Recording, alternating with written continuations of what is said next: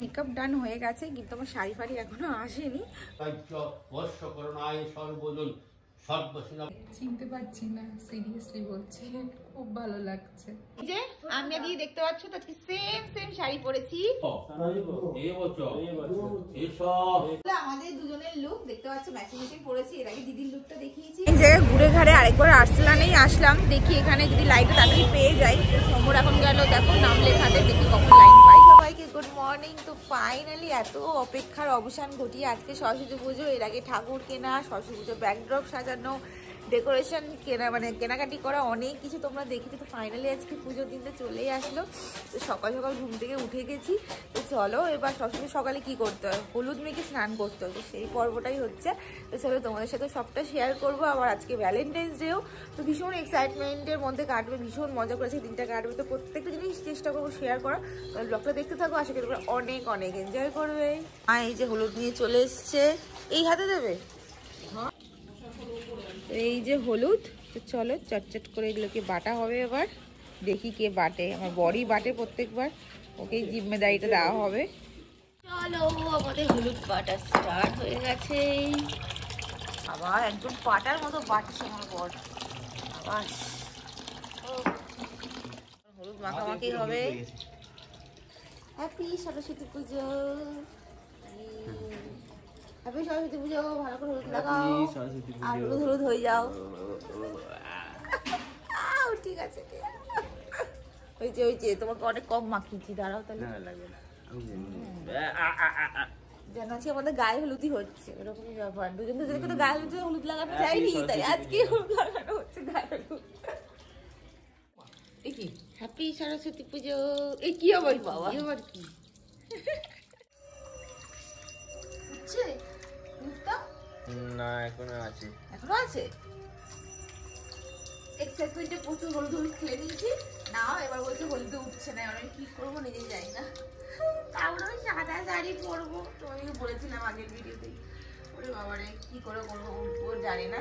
এই মেকআপ মোমো আজকে আমাদের বাড়িতে ঘুমাচ্ছিল, দেখো না মোমোকে এখন তুলে আমি হলুদ লাগাবো। মোমো মোমো মোমো মোমো মোমো মোমো এ নাও হ্যাপি সরস্বতী পুজো। দেখি দেখি দেখি, তো হলুদ লাগাই, তো হলুদ লাগাই, তো হলুদ লাগাই, হলুদ লাগিয়ে দিয়েছি। হ্যাপি সরস্বতী পুজো।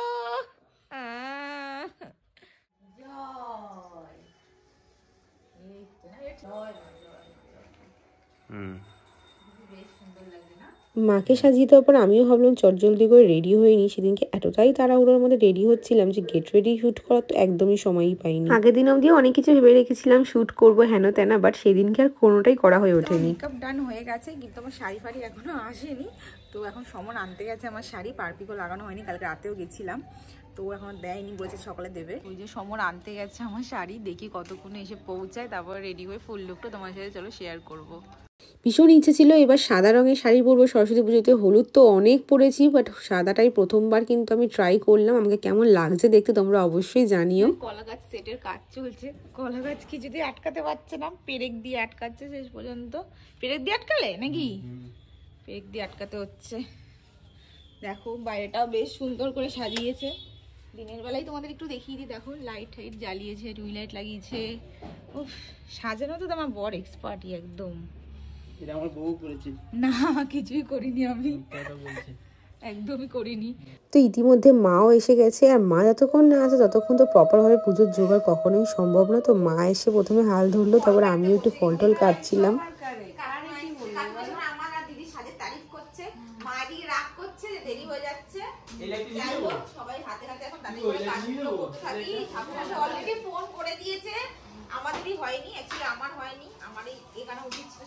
তারপর দেখো টাইম স্ল্যাপে ভিডিও অন করে দিয়েছি, মানে 15-20 মিনিটের কাজ এখানে 5-6 সেকেন্ডে হয়ে যাচ্ছে। সত্যি সত্যি যদি রিয়েল লাইফে এরকম হতো আর কি সুবিধাই তো ছিল। মাটি আসেনি বলে দিদি ফোন করছে, দিদি মাটি আনার কথা, দিদি আনতে ভুলে গেছে, আর কি করা যাবে।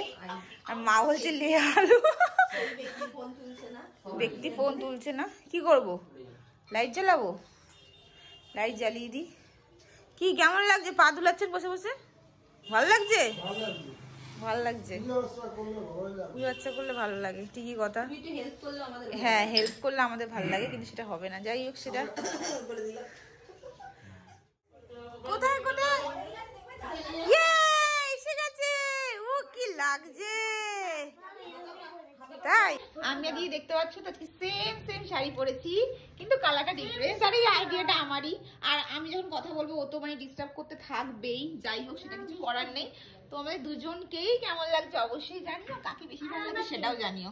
আর ওকে কেমন লাগছে একদম জানাবে না, ঠিক আছে? হ্যাঁ, এই যে একজন কেসে কেসে বেহাল। যাই হোক, এই যে ম্যাচিং কাপল, আর এ হয়ে গেছে একটু আনম্যাচ, কিছু করার নেই। একে পুরো আনম্যাচ লাগছে। এদের দুজনকেই ফোকাস করাই ভালো। হেভি কম্বিনেশন হয়েছে।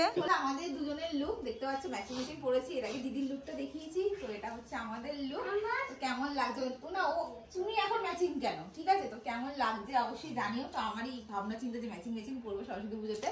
তো কেমন লাগছে আমাদের অবশ্যই তোমরা জানিও। তো চলো, এখন ঠাকুরমশাই আসেনি, ওয়েট করছি। আসলে পুজোটা তোমার সাথে শেয়ার করবো। অবশ্যই ঠাকুরমশাই এসছে এখন। আস্তে আস্তে আস্তে আস্তে পুজো খেয়ে গেছে, আস্তে আস্তে।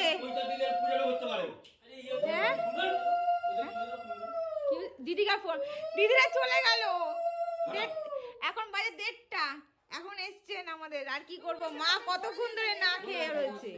অ্যাকচুয়ালি দিদির ছেলে স্কুলে গেট টুগেদার ছিল সরস্বতী পুজো উপলক্ষে, তাই দিদিরা সকাল থেকে অনেকক্ষণ ওয়েট করছিল না খেয়ে অঞ্জলি দেবে, কিন্তু শেষ মুহূর্তে আর থাকতে পারলো না। ওদের 2টো অবধি টাইম ছিল, তাই ওরা বেরিয়ে গেছিল।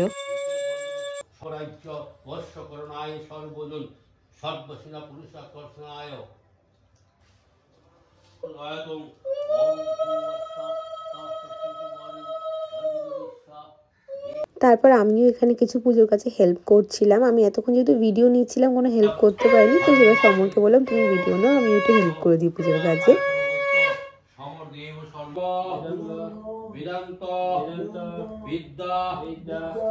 সেদিন এত ব্যস্ততার মধ্যে ভিডিও শুট করা কিন্তু ভীষণ মুশকিল ছিল, তাও তোমার সাথে শেয়ার করবো বলে আমি শুট করেছি। তোমরা অবশ্যই আমার এফোর্টসটাকে একটু অ্যাপ্রিশিয়েট করো, চ্যানেলটাকে সাবস্ক্রাইব, ভিডিওতে লাইক করে দিও। অলরেডি এখানে একজন ওয়েট করছে সেই কখন, যে আমাদের পুজো হলে ইনি নিয়ে যাবে ঠাকুরমশাইকে, তাই ওয়েট করছে আমাদের যখন থেকে ঢুকেছে ঠাকুরমশাই। তো এখন উনি বেরিয়ে গেল। যারা ভিডিওটা দেখলে তাদের আমার মায়ের সাজ কেমন লেগেছে অবশ্যই কিন্তু তোমরা জানিও, তাহলে আমরা অনেক খুশি হব। তো অবশেষে মায়ের পুজো সম্পন্ন হয়েছে। এখন ঘড়িতে বাজে, তোমরাই দেখো, প্রায় 2:15 বাজে। অনেকটাই লেট হয়ে গেল এবার। যাই হোক, পরের থেকে আরো তাড়াতাড়ি করার চেষ্টা করবো। দিদিরা তো অঞ্জলি দিতেই পারলো না, চলে গেছে স্কুলে। তো চলো এবার একটু কিছু খাওয়া দাওয়া করে দেখি বেরাতে পারি কিনা। এরপর তোমার আবার কাজ আছে, লেটস সি কি করতে পারি। তো এবার কুলের উপোস ভঙ্গ হলো, তাই তো পুজো হওয়ার পর। হ্যাঁ, নৈবেদ্য মাখছে।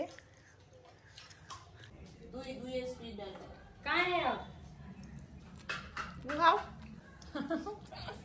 আমি ভিডিও করছি, ওকে নিজের হাতেই খেতে হচ্ছে। তো এখানে দেখো আমার স্টুডেন্ট এসেছিল দেখা করতে ওর বন্ধুকে নিয়ে, তো কি লজ্জা পাচ্ছে ওকে ভিডিও শুটে নিচ্ছিলাম বলে।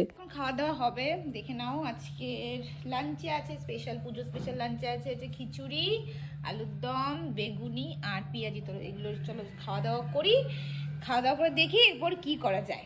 মা নিজে খাওয়ার সময় নেই, মাকে এইভাবে খাইয়ে দিতে হবে। খাও খাও খাও। লাঞ্চ করে নেওয়ার পর বাইরে বেরানোর ভীষণ ইচ্ছা ছিল, কিন্তু সময় আর করে উঠতে পারলাম না, কারণ আমার এই মেকওভারের কাজটা ছিল। তাই ভাবলাম এটাও তোমার সাথে শেয়ার করি, এতে দিয়ে এক্সপিরিয়েন্সটা শুনে নাও। চিনতে পারছি না, সিরিয়াসলি বলছি, খুব ভালো লাগছে। পছন্দ হয়েছে তো? খুব ভালো।